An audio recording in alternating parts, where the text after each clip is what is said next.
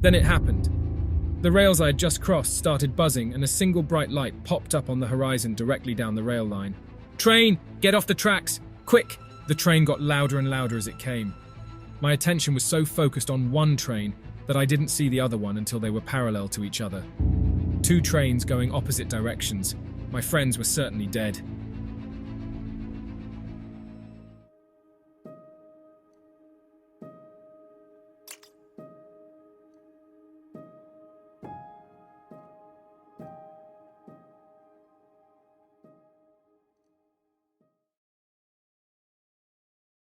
This was my very first trip with any drug ever.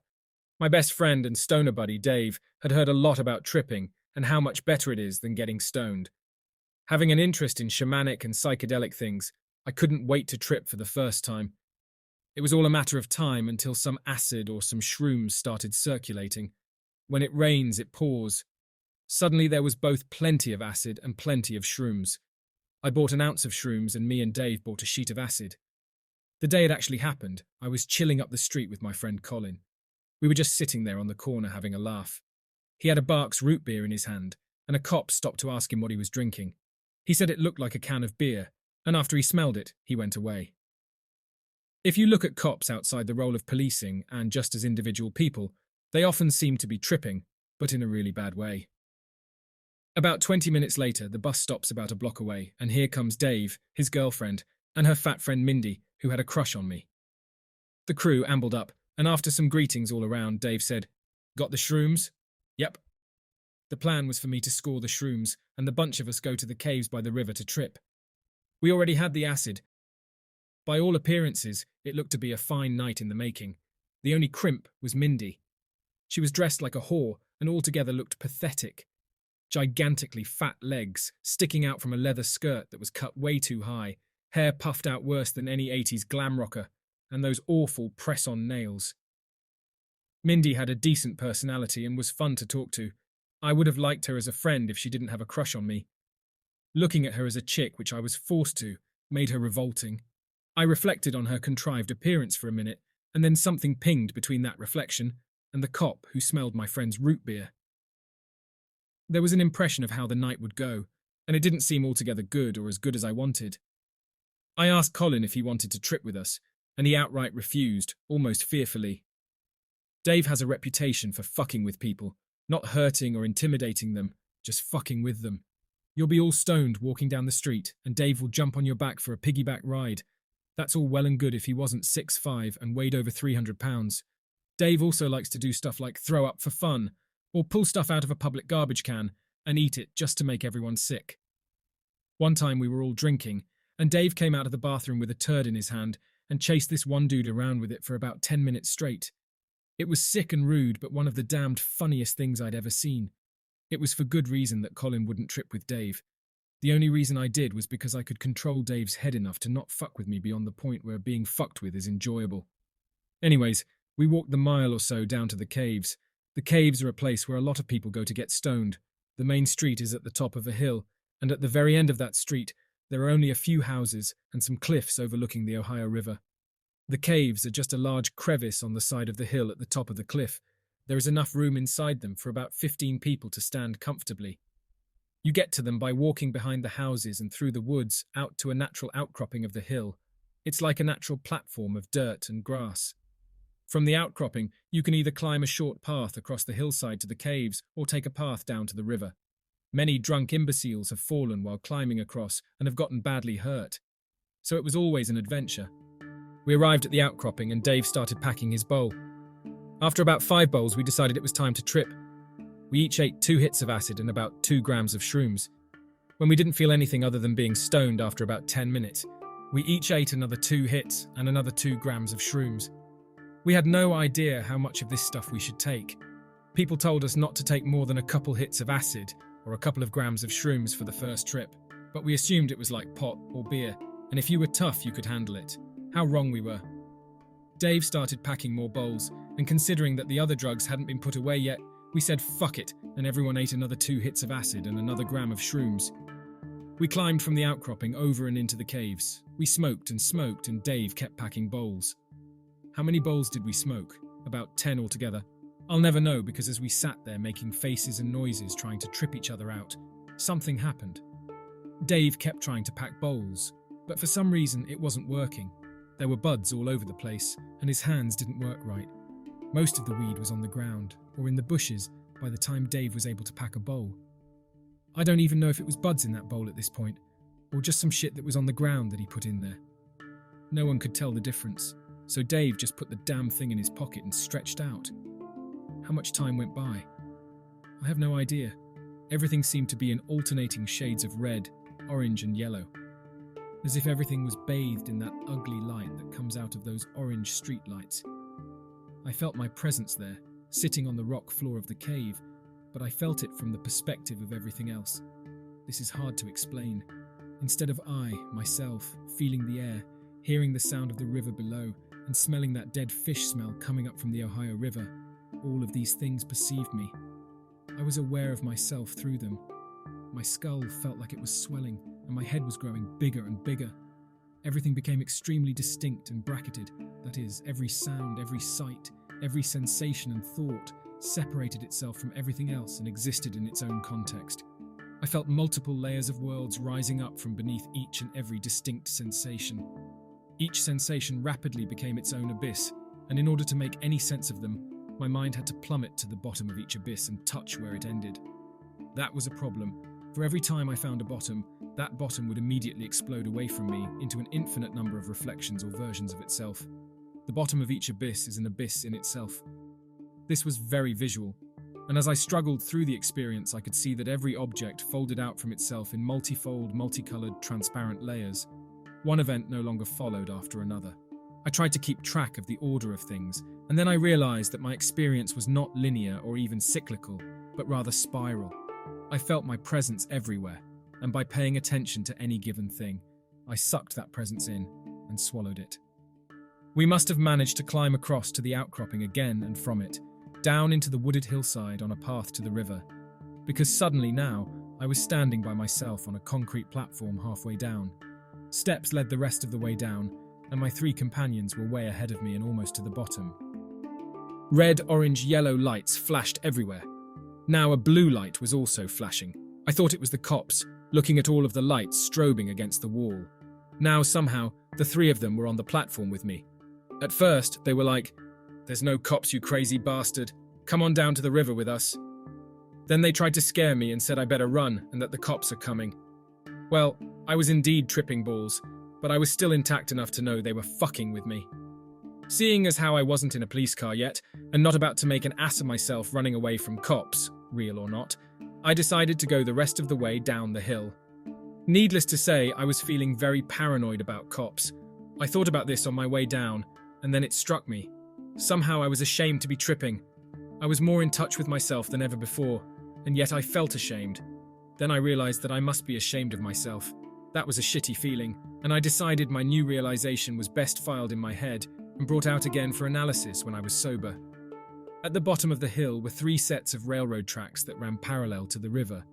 You had to cross the tracks from the hill to get to the river. The thought came to me that we would be fucked if a train came by because maybe we wouldn't notice it while tripping. Boy, was I wrong about that last part. We snuck across the tracks as if trains were some gigantic cats, and we were little mice trying to avoid them.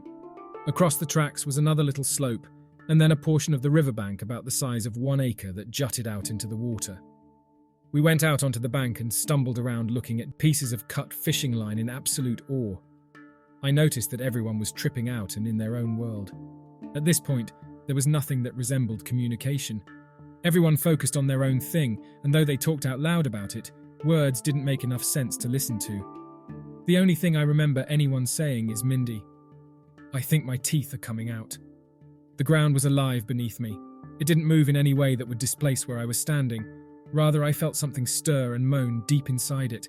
It was like walking on living shit and being so fascinated by the fact that it was actually alive that it didn't matter that it was shit.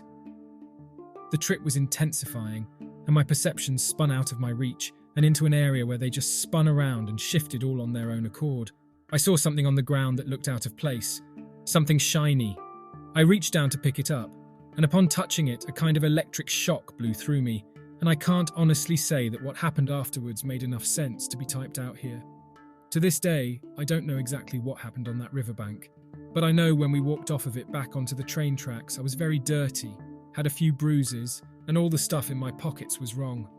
My pack of cigarettes was shoved into my front jean pocket upside down, and they were almost all broken.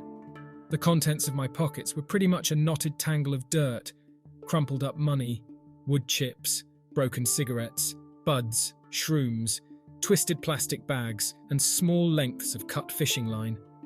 I know none of the other three jumped me. All of my money could be accounted for later, and Dave was my very best friend. I was first crossing the tracks, and Dave, his girl and Mindy, were just getting to the middle. They looked like one single knotted up thing with arms and legs and mindless giggling chatter projecting out everywhere. Then it happened. The rails I had just crossed started buzzing and a single bright light popped up on the horizon directly down the rail line. The hunter was here. It had spotted us and was now ripping through the living mist at enormous speed, bearing down on my friends crossing the tracks. "Train, get off the tracks! Quick, get the hell off the tracks!" I screamed. The train shrieked back in a piercing whistle I felt it would make my head explode. The trio on the tracks looked up. Dave's girl and Mindy hopped gingerly off the tracks. The train was still some distance away, but it was closing in fast. I scrambled up the hillside to the concrete platform where I had stood before. I turned and looked down. I could hear the beast rumbling now, getting closer, jetting down the tracks towards us. Dave's girl and Mindy were now safe on the side of the tracks. Where was Dave? I almost couldn't see him. Dave was standing dead in the middle of the tracks, laughing and screaming, challenging the train. "Come on, you fucker." I thought, oh shit. Everyone was imploring, "Dave, get off the tracks. Come on, man, Dave, get the fuck away from there." The train was much closer, and I considered bum rushing Dave to knock him off the tracks. But Dave is huge and heavy and quite determined to stay where he is. Then Dave's girl jumps on the tracks to try to wrestle him off. Dave was going nowhere, so she stayed, screaming, "If you die, I'm going to die with you." Now Mandy is on the tracks wrestling with Dave's girl, saying, "You are my best friends. If you two go, I go too." I just stood there and gawked in amazement. The train got louder and louder as it came, the three of them once again a single knot of arms and legs and thrashing and screams. When the train hit, it exploded into existence, a roar like nothing I've ever heard before. It literally sounded like an explosion, but one that lasted and did not die down. My attention was so focused on one train that I didn't see the other one until they were parallel to each other. Two trains going opposite directions. My friends were certainly dead. I stood there thinking, 3 of my friends are dead now. I can't deal with this at the present moment because I'm fucking tripping my ass off. I scanned the ground around the tracks for body parts and blood as the train continued to roar past. I couldn't make out any details. Anything smaller than the train itself was totally obscured by the constant melting in and out of everything in my vision. What do I do? Go tell the cops? No, I am tripping. I can't go to talk to the cops. Do I wait until later and then get charged with something? Shit. The last of the giant train flew past, and there were the 3 idiots still screaming and thrashing around on the tracks. Did it go through them? They started walking towards me. Then it hit me. There are 3 sets of tracks. One train was on the far track, the other train was on the near track, and my 3 lunatic friends were on the middle track. Dave came up to me with the most inspired look on his face. He was some deranged god standing there before me. "Dude, that was the most fucking amazing trippy thing." His voice was high-pitched and intensely euphoric. "Man, let's wait until another one comes by and then me and you can stand down there." I started walking up the hill toward the caves again. Dave followed, begging me to go back down to the tracks with him. Mind you, I am still tripping my brains out at this point and trying to figure out the difference between where my body ends and where the woods and stuff around me begin as I navigate my way up the hill. I just ignored him totally. I had to admit later that I could not imagine a more intense experience than tripping balls while 2 trains pass at over 50 miles an hour, one to either side, and going in opposite directions. If one of them would have staggered a few feet to either side, that would have been it, and I would probably be in a mental institution right now. We made our way to the outcropping near the cave, and Dave sat down and started laughing hysterically. He puked as he laughed, and I looked away. The sound and smell of it were fascinating to me, though. He kept puking and laughing away. I had to look. His dinner having been ejected with the first few spews, a bright yellow substance now shot out of Dave's mouth and ran across the rock. It was a river of neon gold flowing across deep red rock, and I couldn't help but be hypnotized by it. It was actually beautiful, and Dave was straining to puke more because he was enthralled by it as well. Then he put his hands in it and looked up at me. His face was bright red, and he wasn't laughing anymore. Instead, he had an absolutely mindless, dumbfounded expression. The same expression he would have had if he had just delivered a living baby from his mouth and was now holding it up in amazement. It was religious awe I saw on his face. I said, "That's stomach bile, man. Why the fuck are your hands in it?" He started laughing again, and everyone got to talking about it. We decided it would be a good idea to walk up to the main road and go get something to eat. I wasn't hungry, and the concept of food seemed attractive to me. The trip was still very, very strong, but the mutterings and gibberish coming from other people made more sense. Objects still unfolded themselves in transparent multicolour, outward expanding reflections, and I was enjoying our journey back up to the surface. Emerging from the enclosure of the woods into the open street where there were non-tripping people with short hair and sober minds was a feeling of power. We walked crookedly down the main street and towards the cluster of fast food restaurants about a half-mile away. I was animated, waving my arms all over the place as I lectured on the nature of reality that was opening itself up in front of me. I went from pantheism to existentialism to animism to the collective unconscious and on, and no one really gave a shit. A couple of times Dave staggered over to pull me out of the street. "You're in the fucking street, man. You're gonna get hit." Traffic buzzed by, horns blaring, and we made our way into the cluster. Some old drunk guy came wavering out of a bar with some old hoe. The guy's appearance was unremarkable, but the old whore looked like a nightmare vision. She wore dirty furs and a big cartoony wig, and her old wrinkled-up face was severely painted with all kinds of makeup. She was authentically scary, and as she cooed and giggled at her companion, her round little red mouth would open and close, chew on itself and gyrate like a painted rectum. They saw us there tripping out on them, and the guy started some kind of sing-song crazy-sounding shit. I realised that those two and the three of us were both inebriated in ways that weren't really compatible. We moved on, ignoring them both. Traffic increased, and when we made it to McDonald's, it was rush hour. McDonald was packed, and we were all still tripping hard. We went in as a group, but my friends were immediately absorbed by the crowd. I stood in line for some reason, trying to make sense of the chaotic scene around me, when suddenly there was no one in front of me, and the guy across the counter goes, "How can I help you?" I thought, what the fuck is this guy talking about? Then it hit me that I was in McDonald's and was supposed to be ordering food. I got noided out real bad, and when I looked up at the menu, all I saw was gibberish and bullshit that didn't make any sense. Under duress and figuring that this was at McDonald's and McDonald's sells hamburgers, I said, "Can I have a hamburger?" The guy said, "No, this is breakfast." Now what the fuck do I do? I thought pretty hard about it for a minute and I said, "Give me a coffee." The guy slid this steaming hot cup of black liquid across the counter at me and said something like, "109. I reached into my pocket, and what I gave him must have been money because he reached into the register and gave me some back. The crowd was intensely weird. I slid between and through the seething mass, hoping not to be noticed, and sat down with my friends. Once again, no one was paying attention to anyone but what they were attempting to eat. Somehow I had a sausage muffin thing in my hands, and it occurred to me to eat it. I didn't know where it came from, and hoped that I didn't take it off of someone's table. The noise of the crowd was fucking me up. It was this nonsense murmuring with a really weird sound randomly breaking away from the murmur. It sounded almost identical to what Charlie Brown's teacher sounded like. For all of the other shit that happened that night, it was funny that that sound was the one thing I couldn't handle. I knew that if I had to sit there for more than a few minutes, I would absolutely lose it. I tried to eat the thing in my hands, but when I put it in my mouth, it had the texture, taste, and consistency of foam rubber. Was I eating a piece of garbage, or maybe my coffee cup? What happened to my coffee? I probably left the damn thing on the counter. What good is coffee anyways? What does coffee mean? No way was I going back. I looked over at Dave's girl, and for some reason she was spitting her food into a styrofoam cup. I looked across at Mindy, and somehow she still had the presence of mind to be looking at me with adoring eyes. We got up and left. I went home that morning and put in Wagner's The Ring Cycle. It was amazing. Sleep came easy as my stomach and back hurt badly. And though a part of me didn't want to succumb to sleep, the rest of me was absolutely exhausted.